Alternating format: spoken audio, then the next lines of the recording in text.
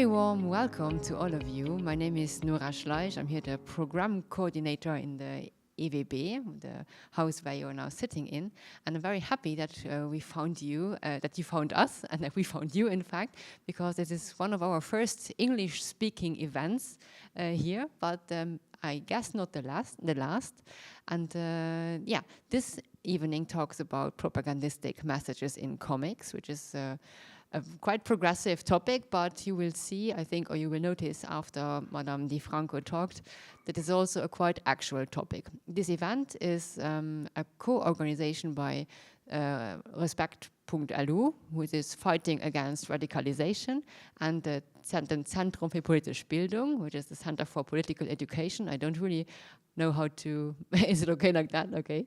And this event is in a specific project of the EwB. The project is called Sapere Aude 2.0, and this is a project that aims to foster socio-political and socio-philosophical topics.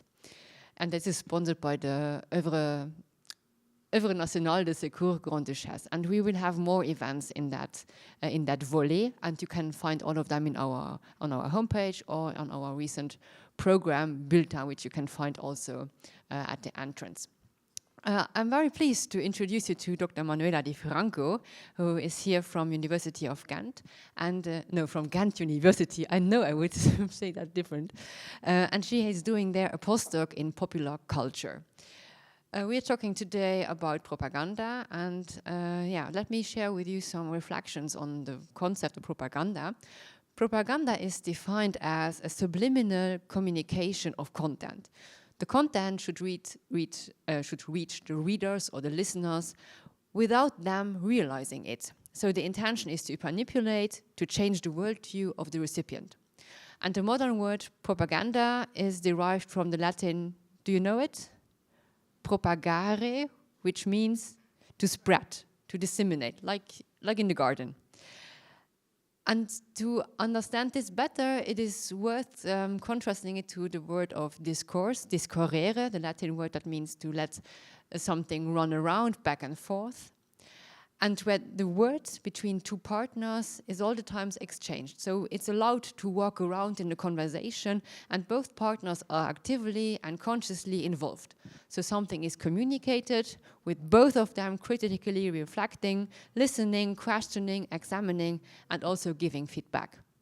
Propaganda is also taking place without us having a real understanding of what is communicated, because we are distracted by something else. It can be political, religious, social, commercial, whatever. The point is always that the person receiving the information should not be aware of it per se. Propaganda is still happening today, and in fact, we will see today many examples that Madame Di Franco brought with her, that it is due to its subtlety that it has so much success. And Theodor Adorno, a sociologist living from 1903 to 1969, worked explicitly on the extreme right jargon, as he calls it. He revealed that there are specific characteristics of their propagandistic discourse. And all in all, it wants to hype a questionable ideology and to conceal the actual aims behind it. And we see that today in the discourse of the political extreme parties as the FPÖ in Austria, the AfD in Germany, the RN in France and alike, and also of the ADR in Luxembourg. And we will talk more about this later. We also have a very nice exhibition here in our gang, in our corridor, which is hosted by the Zentrum for politische Bildung. And I welcome Daniel. Yeah, welcome you too, to explain maybe in some sentences how this happened.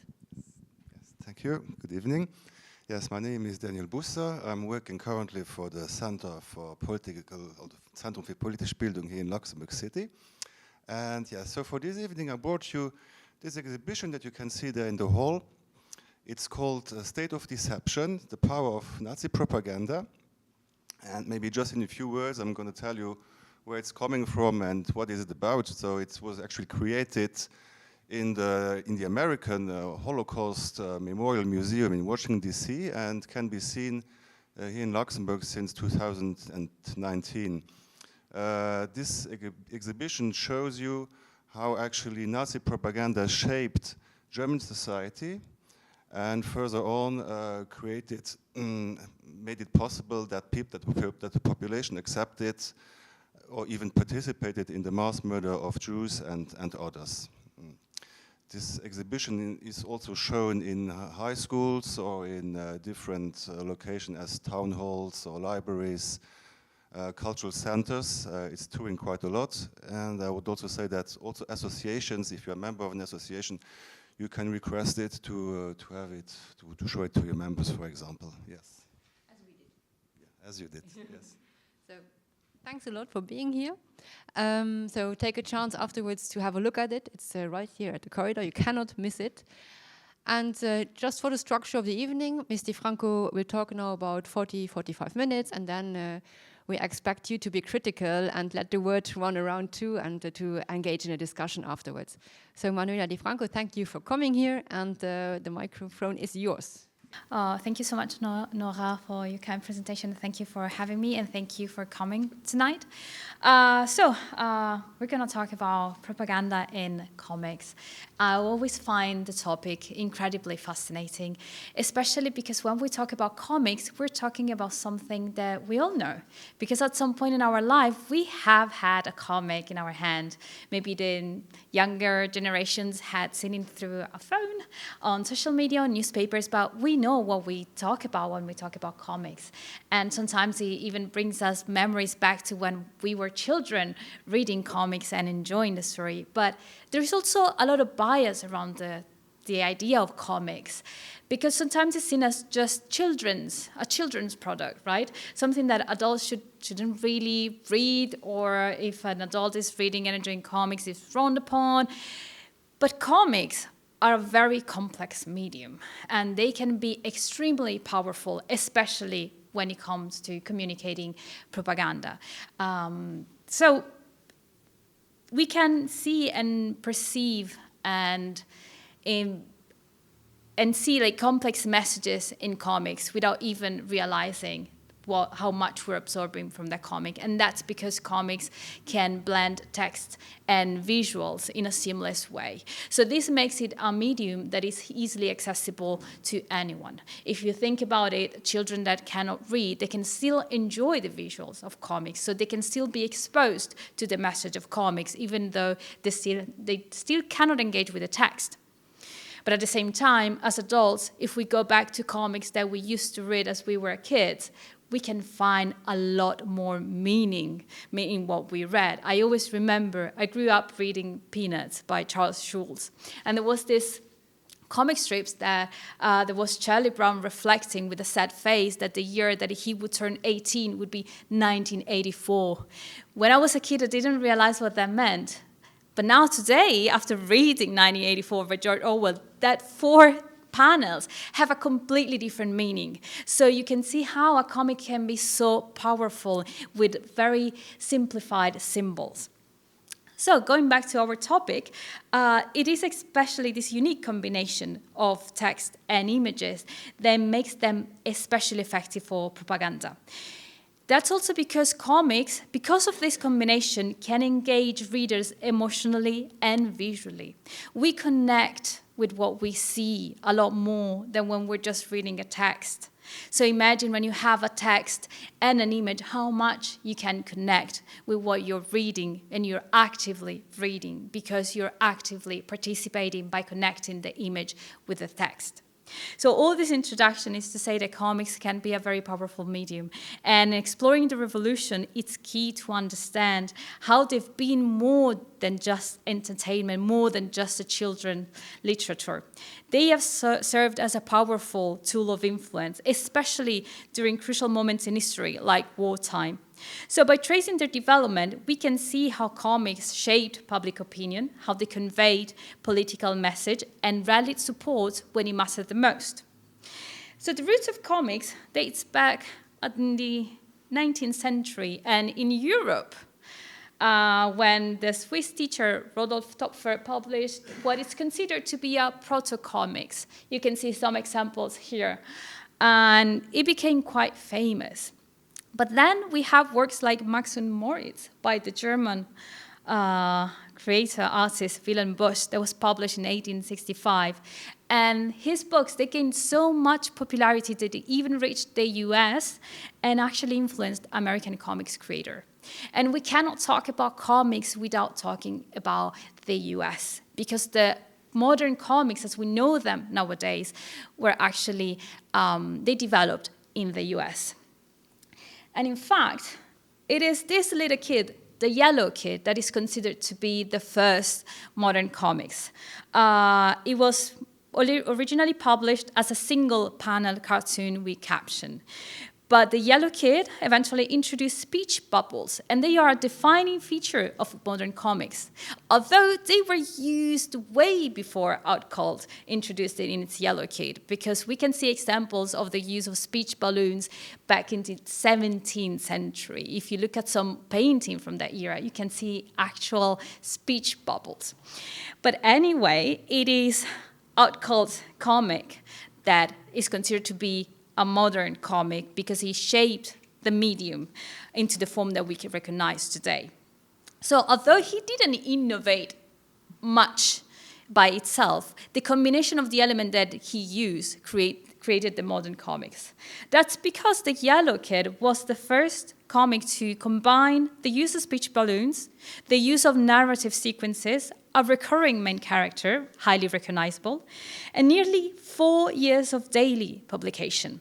So none of these features by themselves were revolutionary, but together they created something new. But more importantly, this was the first comic strip to launch an entire industry. It was so popular that more comic artists started to create their own regular comic strips, regular recurring characters. And so much so that in the early 20th century, comic strips became a staple of American newspapers. They quickly gained a widespread popularity, and the Sunday comics page became the most read page. So imagine everyone waiting for a Sunday to get the comic page that everyone in the family could enjoy. And this use of comics and the publication of comics on newspapers marked a huge difference between American and European comics. That's because American comics were aimed at adult readership. The comics were used to criticize American society, to mock the bourgeoisie and the middle class. Whereas in Europe, comics were traditionally seen as children's literature. They were a product for children, and they were supposed to be educative. Like, they were used to teach kids a moral lesson, to teach them to behave well. They were not used to criticize anything, actually. And this is probably given to the humanist tradition of Europe that preferred the written word to the image. So European comics did not have speech balloons, but they had captions. So we have a sort of like separation between the image and the text that separated the European comics from the American comics. And this distinction is likely what contributed to the success of American comics in conquering the European market. Because if we think of comics now, we tend to think of Marvel comics, DC comics. The American superheroes are everywhere. Of course, we do have a strong tradition of European comics, but the American comics heavily influence the European production. And the mass circulation of comic strips in American newspaper also was what set them apart from early European forms of illustration and caricature, because we did use comics to mock society in Europe, but they were caricatures more than comics. They were single panels of complex and elaborated illustration, sometimes maybe with a caption, but definitely no speech balloons. But by the 1930s, the comic strip page had become, as I mentioned, the most read section of Sunday newspaper, and this also influenced what was happening in Europe. All the American expats that were getting a hold of their copies of the American newspapers, they contributed to disseminate this habit of having a comic strip on a newspaper, of reading comic strip. And this wave of popularity reached Europe, and comics began to appear as well in magazines, although they were still relegated to children's magazines and children's books. But during this period, it wasn't just the circulation and popularity of comics that evolved, because their cultural significance shifted as well. Political and cultural changes, particularly in continental Europe, heavily influenced the development of comics. and especially as authoritarian regimes rose to power, concerns grew over the foreign contamination of the youth.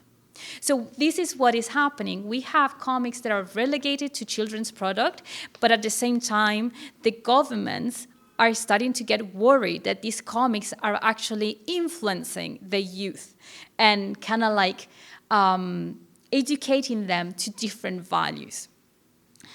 And specifically in this case, we're talking about the children's exposure to American values through the American comics that were published in children's magazines.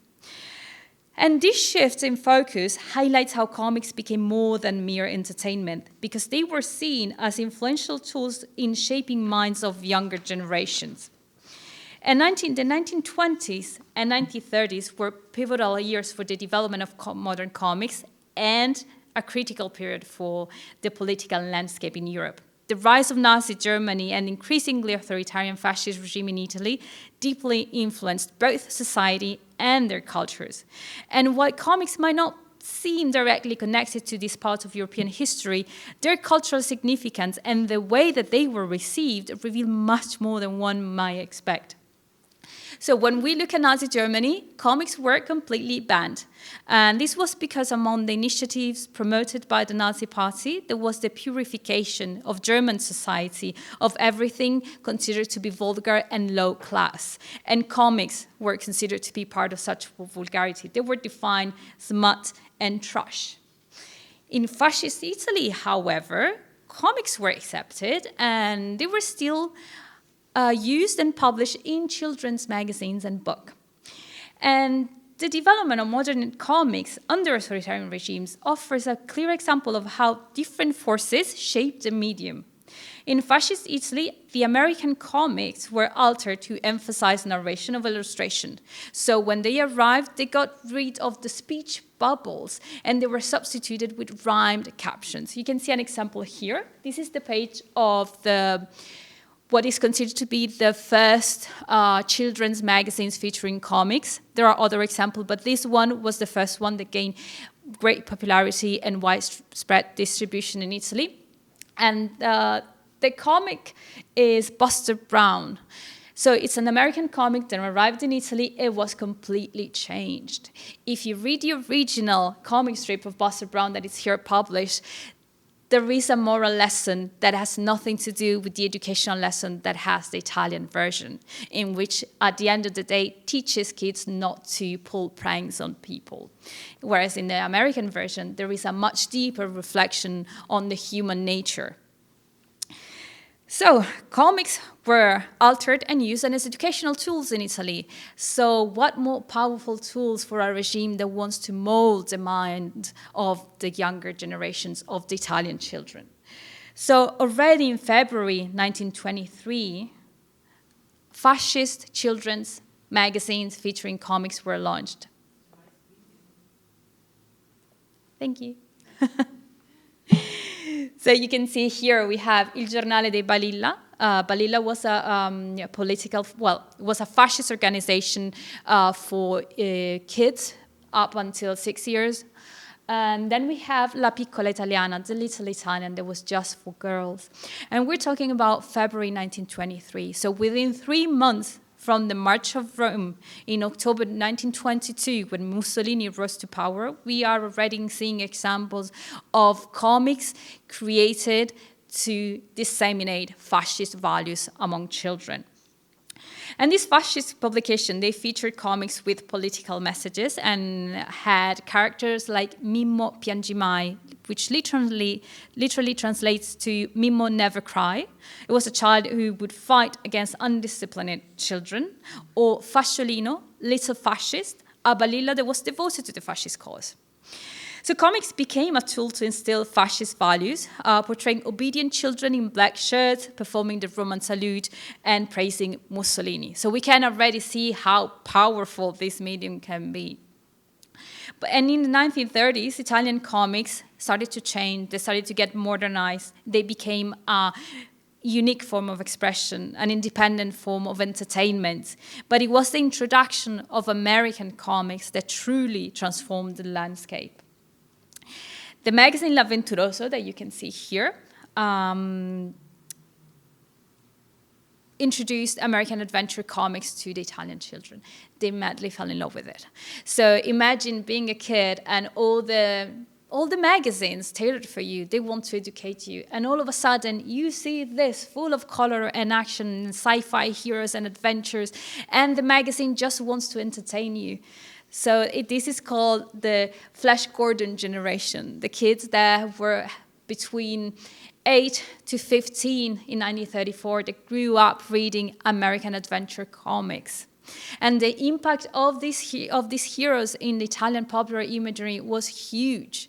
I don't want to go ahead of myself, but for example, in the Italian resistance, many partisans, they chose nicknames, battle names that were taken from these stories that they read in the magazine when they were kids.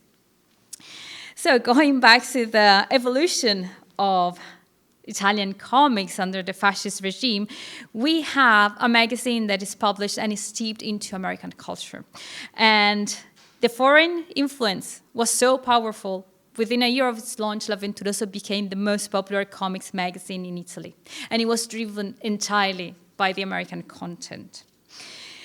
However, this success did not go unnoticed by the fascist regime. And by the summer of 1935, so not even a year after it was launched, L'Avventuroso was launched in November 1934. And already in the summer, the fascist regime issued its official reprimand, and it demanded that L'Avventuroso adapted its stories to align to fascist values. And the magazine was required to include narratives set in Italian colonies with protagonists promoting the glory of Italy. And we can see here, and it's a huge change from the American adventures set in the jungle or in a fantastic setting. We can see here we have stories that are directly connected to the Italian colonial history, and we have literal, you can see here in the black and white, there is the hero that does the Roman salute. You can see the suit, it's the fascist black shirt. You can see fascist iconography that it's all over the comic. And this is really important because it shows how much the fascist regime paid attention to popular culture, how much he understood its potentiality in influencing the younger generation. So the thing was that through magazines like L'Avventuroso, American cultural models were being exported and influenced the Italian youth, even as the regime sought to shape their ideological content. So even though these children were born and raised under the fascist regime, educated in fascist school, they still got so fascinated by the American heroes that the regime had to intervene to stop and change that. And in 1938, the fascist regime was increasingly concerned about the influence of American comics on the young Italians that launched a campaign against them. And it banned any American comics, but also any Italian comics imitating the American stories. So it banned American comics that were considered to be the most powerful and silent form of propaganda that was spreading American values and promoting anti-Italian stereotypes in favor of the superior Anglo-Saxon race, which the fascist regime believed was undermining the Italian identity. This is an article that was published in 1938 that introduced the law, the new legislation banning American comics, and justified in this way. And we can see blonde, slender, Anglo-Saxon, racially pure is always the hero, the undefeated. Dark, short, stocky, southernly heated, violent and devious is always their rival, entirely similar to the image of the Latin emigrant, or rather Italian, to whom the Hollywood filmmakers love to relegate the mortifying roles of the villain. So the fascist regime was concerned that the Italians were growing up looking at the American model and not growing to be the fascist Italian that the regime wanted them to be. So as a result, at the end of 1938, American heroes disappeared from Italian comics magazine. They disappeared entirely. And in that year, a new hero was created. It was called Dick Fulmine, an Italian-American policeman whose adventures were set in Chicago. But in spite of his Italian origins, the fascist censors intervened to change some of the features of the hero. His sweater was just to be too American, and he had to be replaced with a more Italian shirt. His name had to simply be Fulmine, because that was an Italian name. In 1942, the fascist censorship became so restricted that Fulmine had to have a car crash, followed by facial plastic surgery to justify a change of his appearance that was judged too American by the regime. So you can see it here. You can see how the original is there on the right, reminds of an American actor. And then we can see the new version of 1942 after his car crash. And you can see how his features have changed. And it kind of, like if you look at the jawline, the strong, big jawline, it kind of reminds that of Mussolini. So you can see how comics can adapt and reflect images and actually mold the mind of a young kid that is actually reading this comic for the first time. So between 1938 and 1943, the fascist regime intensified its control over children's publication, and especially comics, using legislation and censorship to promote its ideology. Italian-made comics, they were changed, and from American-style stories, they became to feature themes like the Spanish Civil War, highlighting Italy's international role and the willingness of its soldiers to sacrifice their life for the greater cause. And also in comics increasingly promoted loyalty to fascism and its allies, featuring Japanese and German heroes in line with Mussolini's vision. So through these entertaining products, Italian children were subtly indoctrinated with fascist values. So we're talking about this kind of propaganda that is a bit hidden, it's not that explicit. We as adults that we know how the events unfolded can see the propaganda element. But of course, back then, the children reading that would not really understand that that was a form of propaganda. But in World War II, comics were openly and explicitly used for propaganda. And some of the most known comic superheroes joined the American effort in their war against the Axis. American comics during the Second World War served the specific purpose of reinforcing the involvement in the war effort, particularly on the home front. And that's because the involvement in the conflict in the US was largely based upon imagination. While in Europe, we lived the war, people knew what the war was about. In the US, soldiers were sent to Europe to fight a war that they had no idea what it was about. And comics helped with that. They provided Americans with images of the war, and comics helped creating a popular imagery of what the war meant and what consequences it had. So thanks to the visual representation of the conflict and a clear identification of the enemy, comics were able of morally involving American citizens at home. Also, as Nora mentioned in her introduction, entertainment is not typically viewed as propaganda.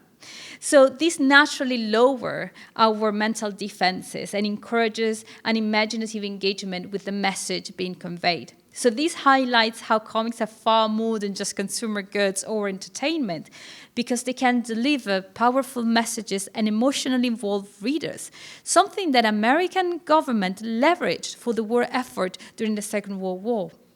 Many comics heroes were involved in the fight against the Axis powers, and it's interesting to note they got involved in the war before the US actually joined the war.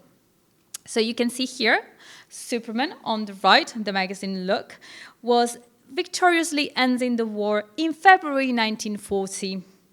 Daredevil hero faces Hitler in July 1941. So we're talking about comics that were published before the incident, the attack on Pearl Harbor that involved the Americans in the war. So before the Americans actively engaged in the conflict, they were already creating popular imagery against the Nazis, against the Axis powers, and in favor of the American active intervention in the European war. By identifying with the hero, moreover, this is very important, Americans in the US got emotionally involved in the war, and they draw a clear line between the heroes themselves, the Americans, and the enemy. And who did a better job than Captain America? Captain America was first published in March 1941, so again, before Pearl Harbor, and it became an iconic example of nationalist propaganda in comics. With his stars and stripes shield and patriotic costume, he embodied the American ideals. The first covers features him punching Hitler, you can see it there, anticipated the US involvement in the Second World War and served as a call to arms. His immense popularity led to his image being used in war effort promotions. Comic books were sent to troops to boost the morale. So Captain American storylines were always upbeat, celebrating American victories and inspiring pride in defending the nation's values. So they gave a sense of purpose as well to the soldiers that were sent to a different foreign country to fight a war that they did not consider as theirs. Captain America delivered also a powerful message that was that every citizen could contribute to supporting American soldiers overseas. He wasn't just a symbol of patriotism because he played a crucial role in selling comic books and war bonds. War bonds were essentially loans to the government used to help fund the war. Many comics covers during this time prominently featured illustration urging readers to invest in war bonds. You can see here and here. So it was a call for Americans to chip in and help fighting this war.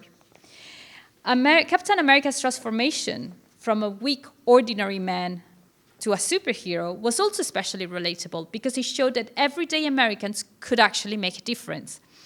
Buying war bonds became a way for citizens to actively participate in the war effort, with Captain America at the forefront of the movement. And the influence of Captain America left a lasting mark on American culture, and even today, the term Nazi is widely used as an insult. And this is a reflection of the strong anti-Nazi sentiment that was instilled during World War II through propaganda, including comic books. By portraying Nazis as fictional villains, Captain America helped mythologize the war and its participants. And American children and teenagers that grew up seeing Nazis as the ultimate evil, that image persisted over the decades. And other superheroes joined Captain America in the propaganda effort. By 1943, iconic figures like Wonder Woman, Superman, and Batman were all fighting against the Nazis in comic books storylines. There are other heroes like Green Lantern, Human Torch, The Shield, and Captain Marvel that joined the fray. And these are all names that we're now familiar thanks to the Hollywood films. And these characters became part of a larger campaign to rally support and instill pride in the American war effort. So given the success of comics as tools of propaganda on both the home front and the actual war front, it's easy to imagine how comics were used in a similar purpose in other wars. It would take too much time today to go into all of that, but I'd like you to give you some key examples to understand how comics can really be used as a powerful tool of propaganda. Especially in recent time, well, not so recent, the Cold War and 9/11. So at the very beginning of the long ideological clash between the US and the Soviet Union, it was the Catholics who started to engage in a fight against the communists. In 1947, a comic book called Is This Tomorrow was published, and it was a dystopia that pictured the terrible consequences of communism should it take in power in the US. So it showed how communism saves and cares of no one. And another Catholic organization in 1961 published another anti-communist comic, The Godless Communism, that was aimed at informing young readers about the perils of communism and the Soviet Union.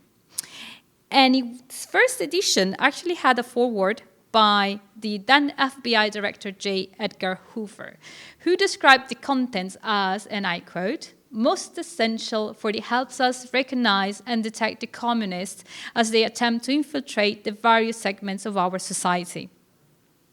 So we have the FBI Director actually introducing a comic book. So this gives us a very interesting insight into comics as a tool for propaganda, because they were aimed at a young readership, they were distributed in schools and churches, and they were used as an educational tool. Both comics contribute to the anti-communist rhetoric and sentiment by depicting the Soviets as cruel enemies, the ultimate villain that is capable of infiltrating any social structure. And in the popular imagery, anti-communist comics had a long-lasting effect. And today, still, the word communist is also used as an insult and is charged of the negative meaning as much as is the word Nazis. And this is also thanks to the propaganda of this type of comics. And just like in World War II, the superheroes were called to fight against the enemy, and in this case, communism. In the Cold War effort against the Soviet Union and communism, the superhero that basically took the same spotlight that Captain America had in World War II was Iron Man.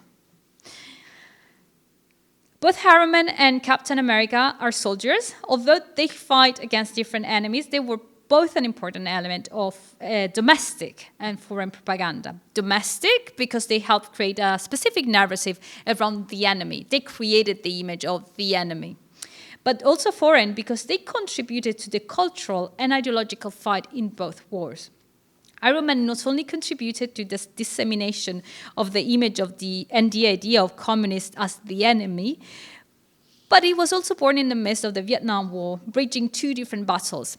Tony Stark, the superhero human identity, was captured by communists in a jungle in Vietnam. He built an iron armor to escape and created the hero. Here is another similarity with comics in World War II. Iron Man and his creation happened before the American officially started the war in Vietnam, because it was published in 1963. The Americans started the war against Vietnam 1 year later, 1964. And in this comic, the hero represents all the Americans as well, in a different way from Captain America. But there are two elements that in particular show how it worked very well for propaganda on both the home and the war front.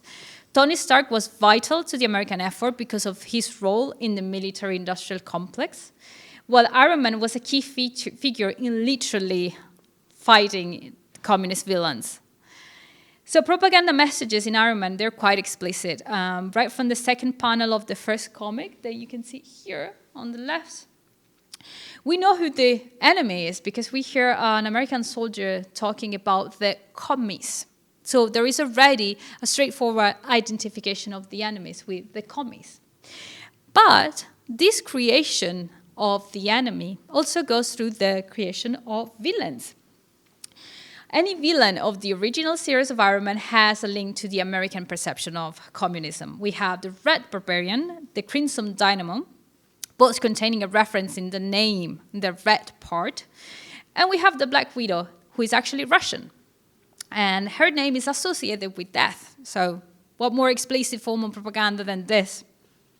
So Iron Man replicated the pattern created with Captain America, spreading anti-communist propaganda thanks to its popularity and subtlety given its entertaining nature. So what we can see at work here is a propaganda formula. Take an everyday political or social issue from which the hero is born, and you have a comic that is all about creating propaganda messages and creating the image of the enemy. Take, for example, the Incredible Hulk. He originates from the fear of the nuclear weapons of the Cold War. We have Spider-Man, who got bitten by a radioactive spider, and we have Watchmen, that was launched in 1986 and can be considered a product of the geopolitical tension between the US and the Soviet Union. So we reached the 80s, where the American government started to be actively involved in creating comics for propaganda purposes. That's because the American government understood the power of comics.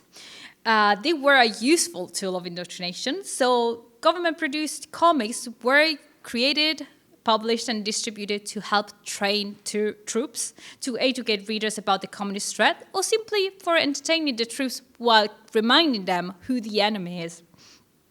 And the CIA itself created several comic books to demonstrate the need for American intervention around the world, either to defeat communism or to protect American interests.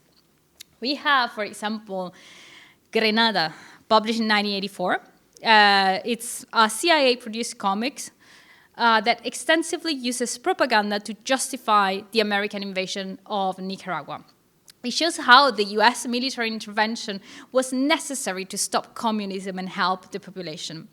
And at the very end of the comic book, the American troops are loaded as liberators and guarantors of freedom. And you can see it here.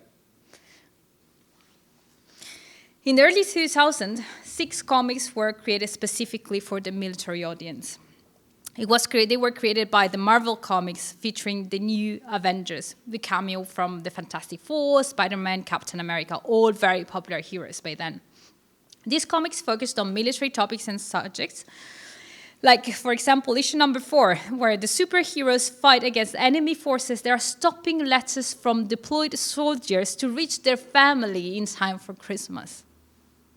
And such comics incorporate superheroes into military scenarios and serve the now familiar purpose of boosting the troops' morale, entertain them, and show the importance of their military actions. But another interesting case of the cultural impact of comics is how they address the events of 9/11. You all probably remember the events of that day and their global impact. So probably it's already clear how a specific hero contributed to shaping a new narrative. And who could that have been if not Captain America? The comic that was released after the declaration of the war on terror created a sharp dichotomy. On one side, there were the victims of the towers and all the Americans by extension. On the other, there were portrayed the attackers, outsiders. So Captain America helped Americans understand their role on the geopolitical stage, framing them as insiders and the Arabs as outsiders, making the public more inclined to trust the US government's actions. And again, it worked on 2 fronts. At home, it encouraged Americans to see themselves as victims, while externally, it framed the Arabs as the enemy, the ultimate villain. Comics after 9/11 also served the purpose of narrating the heroic side of the story of all the Americans. So, for example, the American Spider-Man portrayed the real superheroes as the ordinary people, especially the firefighters who arrived right after the attack to help. Spider-Man, this is the issue number 36, carries another very important message. It frames 9/11 as a pivotal moment, marking the beginning of a new era. There is a before and there is an after 9/11. And Spider-Man, the Amazing Spider-Man 36, marks this change. The destruction of the Twin Towers is depicted not as a localized tragedy, but as a global event that impacts everyone. In the aftermath of 9/11, comics became an ideal propaganda tool once more. They promoted the black and white worldview presented by the American government. Because through the seemingly innocuous act of reading a comic, young readers were taught this narrative, which spread beyond the US border, especially to Europe, disseminating American culture and myths under the guise of entertainment. Such deep level of communication after 9/11 made comics a great contributor to the spreading of the American truth to the rest of the world. The transposition of comic books into films in particular has increased the audience, reaching out to a far wider public than the original comic books, ensuring that the different messages underneath the superhero cape were communicated across different age groups and countries. And the events on the major superhero comic books like Captain America, Watchmen, Iron Man, they all helped the readers to understand the socio-political events as they were produced during the events, and the alternative reality that they created reflected the contemporary political asset. But there is also something more. The links between these comics heroes and American society is of paramount importance. They contributed to transforming comics and making them an easily recognizable American product. And because they contributed to this dissemination of American-centered rhetoric worldwide, young readers everywhere would get unconsciously educated to the American values that were built around a narrative with a clear dichotomy between the hero and the villain. Now, comics are not just used for propaganda, they also have positive effects. And they are a very valuable source for better understanding sociocultural phenomena because they are the results of certain sets of values, and they can also be a powerful means to social changes. So, for example, I go back to Peanuts, my first love. The comic strip started to include a character of color, Franklin, in 1968, about a week after Martin Luther King Jr. was assassinated. And that was because a Peanuts reader, teacher Harriet Glickman, wrote a letter to the comic artist Schulz, urging him to include a character of color. I quote, "In thinking over the areas of the mass media which are of tremendous importance in shaping the unconscious attitudes of our kids, I felt that something could be done through our comic strips." This is what she wrote. This gives us an idea of the impact of comics that goes beyond simple entertainment or war propaganda. And this example shows how comics can act as a vehicle of social change. By incorporating a character of color, the Peanut strip, which was published daily on newspapers, started to normalize the integration of people of color in American society. But comics are also a powerful medium for enlivening history, making it more widely accessible, so contributing to the dissemination of memory. And a great example of this is given by Art Spiegelman, Mouse, that was published in episodes and then a volume in 1981. For those of you who haven't heard of it, Mouse is a biographical graphic novel that recalls Spiegelman's father's experience as a Polish Jew in Auschwitz. In the graphic novel, the Jews are depicted as mice, as the title suggests. Nazis are cats, and non-Jewish Poles are pigs. And this is because cats are known to be predators, mice to be killed outright, and pigs to be exploited and eaten. So this is a metaphor of the socio-political order in occupied Poland. The choice of animals in Mouse is deliberate, with Spiegelman using an anthropomorphic lens to reflect and amplify the perceived stereotypes of the era. The stark black and white palette can also be seen as an allegory of the Nazis' rigid and binary view of the world. By depicting the Holocaust through animals instead of human figures, Mouse makes the brutality more approachable for readers, allowing the violence to be portrayed while offering a degree of emotional distance. This unorthodox approach not only drew readers in, but also kept them engaged. And allegedly, this is also the reason why the graphic novel has been banned by the Republicans in the US. So memory and the search for truth are central to Mouse, where the past and present intertwine. They reflect both societal history and personal experience. So what Spiegelman did in his graphic novel is to transform his father's memory into a form of memorialization. He gave voice to those who might otherwise have remained anonymous. This personal narrative, unlike superhero comics, resonates with a collective memory of historical trauma, and it creates a powerful dialogue between past and present. And this shows the comic medium ability to juxtapose timelines. This makes memory tangible in a unique and accessible way. But this is not the only example. We also have Émile Bravo's World War II Spirou series that had a similar function in enlivening history and contributing to the building of a collective memory, as well as bridging the past and present, thanks to the accessibility of the medium comics again. So during the years of the war, Le Journal de Spirou kept publishing the strips. They were first launched in 1938, and they never mentioned the war, not even once, even though they were published also during the wartime. It was only with the publication of Émile Bravo's The Diary of Naive Young Men in 2008 that Spirou dealt with the event of the Second World War. And Bravo's work serves as a powerful example not just of enlightening history through the character Spirou, but also of how past issues can be used to interpret our current reality. The comic confronts the realities of the German invasion during World War II. It tackles issues like bombing and rationing, so very difficult issues. But rather than simplifying the conflict into good versus evil, Bravo explores the darker aspects of human nature, focusing on the action of ordinary Belgians and their allies while minimizing the portrayal of Nazi invaders. And this approach emphasizes the moral choices that were made by ordinary people and their complicity in the war's horrors. So this type of narrative actually prompts the readers to reflect on contemporary issues. What are our moral choices today? And this is particularly regarding the immigration debates, the surrounding countries affected by war, disasters, and poverty. Bravo, in his graphic novel, encourages a dual reflection, looking back at history to understand past events, while urging readers to examine present-day attitudes through an historical lens. Another great example is Persepolis by Marjane Satrapi, that can be seen and examined from the same perspective.